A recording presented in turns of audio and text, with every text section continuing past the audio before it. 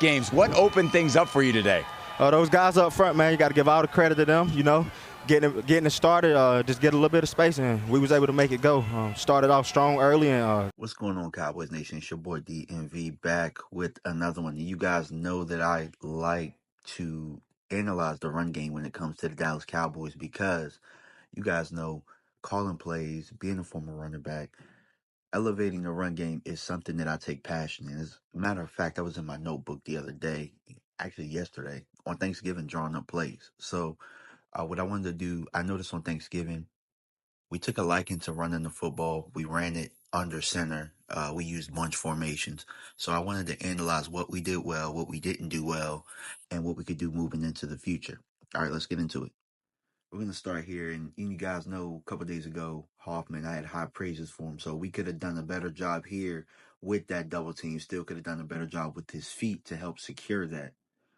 Then we're going to go to BB here, who kind of gets long-armed here by Dexter Lawrence. And Dexter Lawrence is, a beast within itself. But these are things that we need to be able to shore up in the run game.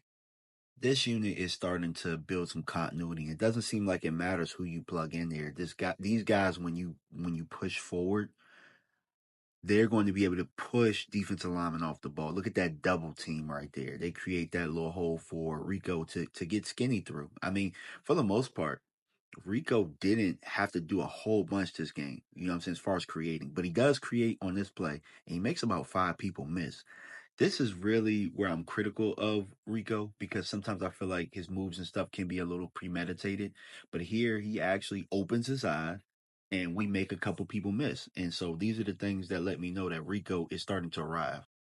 More game reps, more carries. We're starting to get confident, not only in our running back, but in the guys up front. And the guys up front are getting game reps and game speed, and they'll build confidence. Look at that combo right there between our tight end tandem and Schoonmaker and Span Forward. Now, I feel like Rico left something to be desired here. This, I would have liked him to bend a little bit more so you get that one-on-one with that corner up top. And you guys are going to see it here. He took an extra movement to the right where it should have been more of a bend backwards, and I think we would have got more of a chunk play there. It wasn't blocked bad. I think the running back wasted movement. This play right here was just blown up, man. I think we should we tried to go heavy with the extra lineman at tight end. We probably should just keep our tight ends in there so that they get the exposure. I mean, because quite frankly, they've been blocking pretty solid, especially Span Forward. And lineman gets blown up there, and that really blows the play up.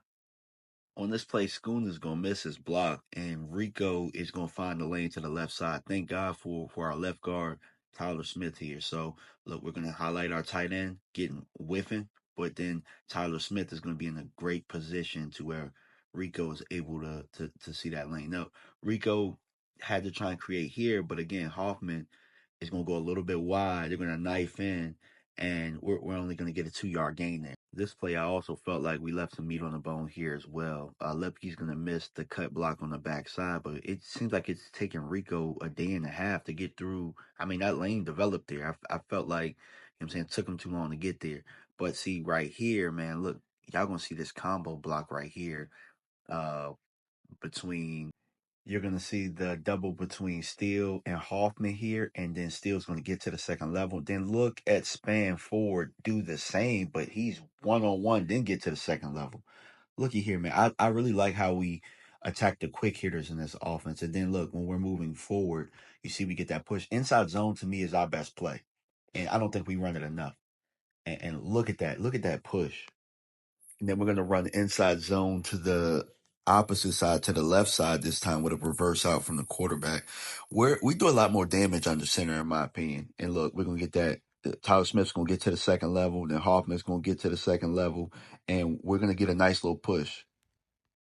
Another play we do well is toss crack, and we don't do it quite enough. I think we're pretty good at gap scheme stuff. Like, we don't run any kind of bucks or powers or anything like that. But there's one thing for certain against the Giants: death, taxes, and hitting them with the toss crack, because it seems like we always get them. And remember, guys, I always ask for my running backs to have a little bit of creativity, and I think Rico created here. He might have created by accident. Like, he probably should have stayed front side with how the floor of the linebackers was, but he breaks a tackle, gets a spin, and gets upfield. So I think we're seeing a lot of improvement with Rico. I think that there is a little bit more confidence in his game.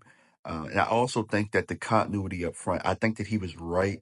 The guys up front is where it started.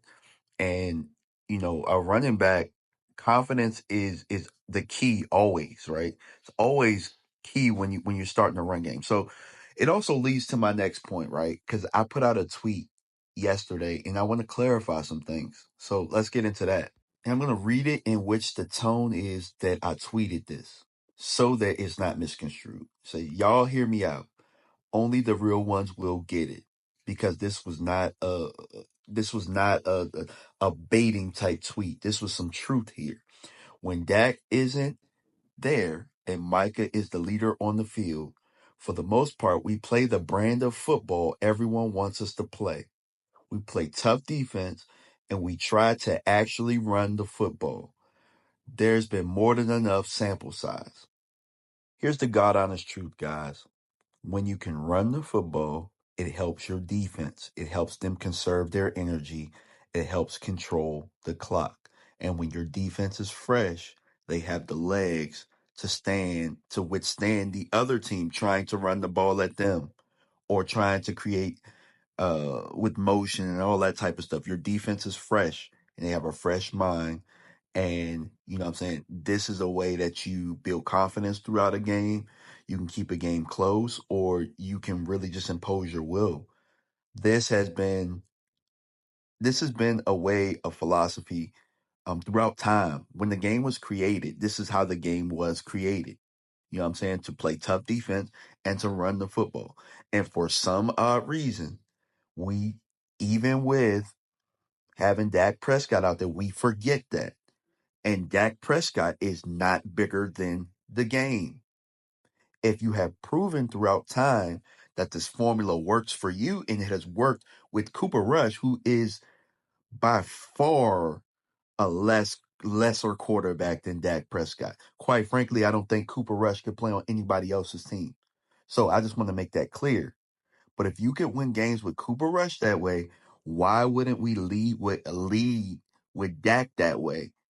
Why wouldn't we? Why wouldn't we go get a running back with how much we have put into this offensive line? Why wouldn't we do that and then give him another weapon as a receiver?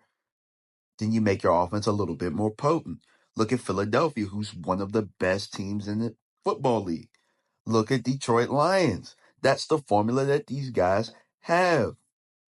Even Kansas City has it a little bit, and they want to throw the ball.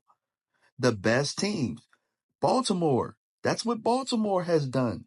The best teams are doing it. So why aren't we? Why do we feel like Dak Prescott has to overcome everything all the time? At this point, and this is no shade at Dak, I'm trying to take the ball out of his hands as much as possible. That way, when he does have the ball in his hands, he's fresher. That's why Dak is hurt right now, because we don't have a running game, or we didn't trust the running game like we're doing right now. See, now we're forced to do it, and we're doing it, and it's working. I don't care who the opponent is.